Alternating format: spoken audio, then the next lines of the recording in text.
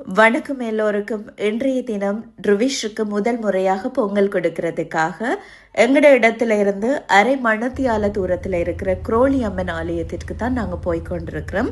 வழமை போலவே காருக்கு ஏறி முடிய ட்ருவிஷ் குட்டி நல்ல நித்திர. ஆனாலும் கோயிலுக்குள்ள போய் முடியவே முழிச்சு சாமி எல்லாரையும் பார்த்து வழிபாடு செஞ்சு கொண்டிருக்கிறார்.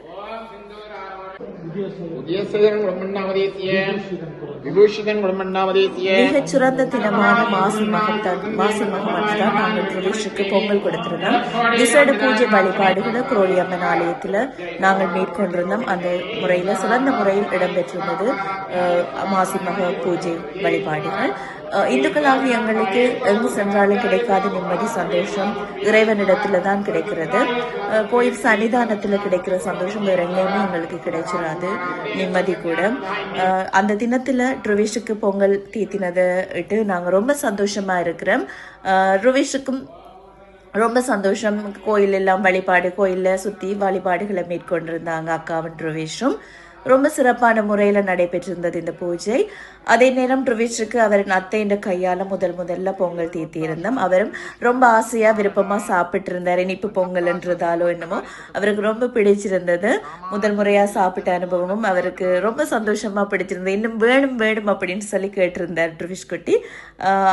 நாங்களும் தீத்திட்டு எல்லோரும் ட்ருவிஷுக்கு பொங்கல் கொடுத்துட்டு சந்தோஷமா இந்த பூஜை வழிபாடுகள், அம்மனின் ஆசீர்வாதம் சன்னிதானத்துல வச்சு பொங்கல் கொடுத்து ஆசீர்வாதத்தையும் பெற்று அந்த நாளே எங்களுக்கு ரொம்ப சந்தோஷமா இருந்தது அப்படின்னு தான் சொல்ல முடியும். கோயில்ல கிடைச்ச அன்னதானமும் விசேஷமா சொல்ல வேண்டும், ஸ்பெஷலான ஒன்றாக காணப்படுது.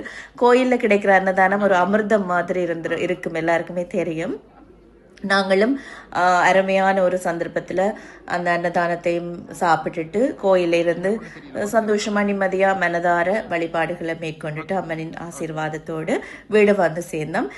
என்னுடைய யூடியூப் தளமான பிரசாந்தா விலாக் என்ற யூடியூப் தளத்துக்கு உங்களுடைய ஆதரவு தர முடிந்தா என்னுடைய யூடியூப் தளத்தை சப்ஸ்கிரைப் பண்ணி சப்போர்ட் பண்ணுங்க என்று கேட்டுக்கொள்கிறேன். இன்னொரு காணொளியில் உங்களை சந்திக்கலாம் அப்படின்னு உங்களிடமிருந்து விடைபெற்றுக் கொள்ளும் நான் என்றென்றும் உங்கள் அன்பின் பிரசாந்தா. வணக்கம் உறவுகளே.